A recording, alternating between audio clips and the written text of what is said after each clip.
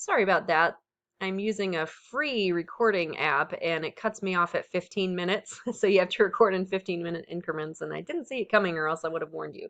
So continuing on, it's also important that all of your articles report on primary research. Okay, so what that means is original studies. So Dr. Marfel and Dr. Tovar do not want you for this assignment to use any type of review article, only original research. So check that, it should be obvious. And let's see. You want to make sure you've correctly identified the level of evidence.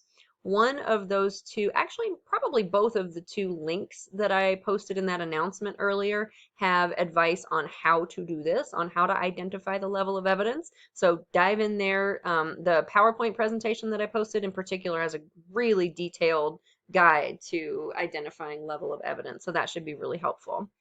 And then once you get down to your synthesis table, there's a couple things I want to touch on. So they don't want you to use the words increased, decreased, reduced, improved, etc. in the first column, which is your outcomes column. They just want to know what the outcomes of interest were. So communication, collaboration, length of stay, errors, teamwork, whatever it is that they were measuring or that they were examining in the study, that's what they want in that first column. And then in the columns for each study, that's where you use that plus to indicate an increase or minus to indicate a decrease. And remember, like we talked about before, for some outcomes, there might be inconsistent findings. So your studies might not all agree, and that's okay. You don't sweep that mess under the rug, you deal with it. That's part of synthesizing. That's part of in your, summary statement saying, well, there were some differences in this body of evidence. There were some sort of contradictory findings. It's okay to say that and even to speculate on why that might be the case. All right. And this echoes what I was saying to you earlier.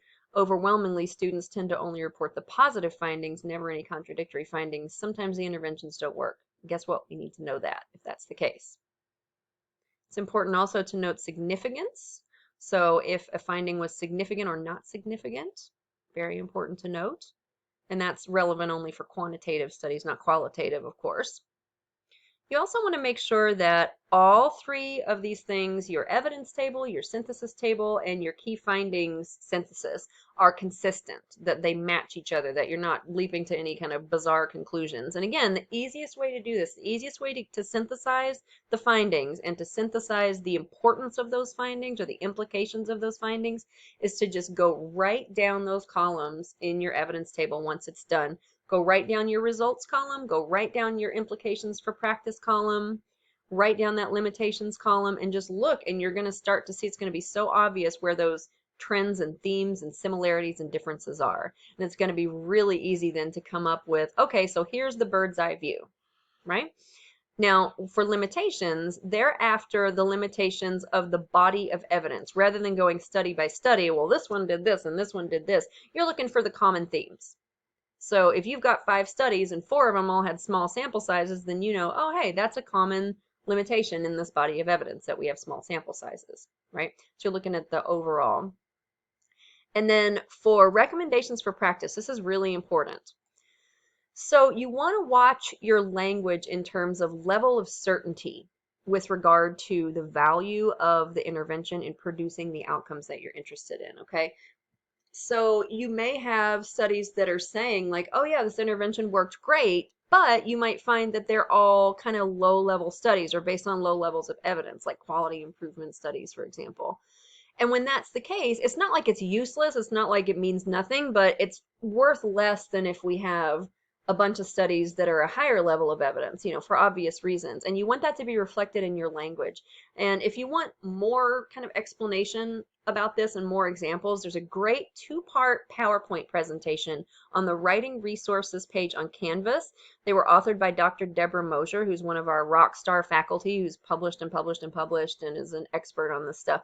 And she has broken down what kinds of language you want to use to denote like really strong certainty, like we've got tons and tons of really rigorous evidence supporting this, versus, yeah, we've got a couple of pilot studies, but maybe not enough to be sure, because you want your reader to be very clear on how big of a grain of salt to take this stuff with. You don't want people to implement practice changes if there's really not enough strong evidence to support them yet, right? And that also dovetails nicely into the idea of finding gaps in the literature. So, when you get to the end of a review like this, there's usually going to still be some murky areas and some questions and some aspects of the problem that haven't been looked at yet. Those are your gaps.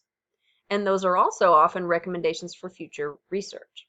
So back to this recommendations for practice and not overstating the certainty with which we're presenting these findings, right?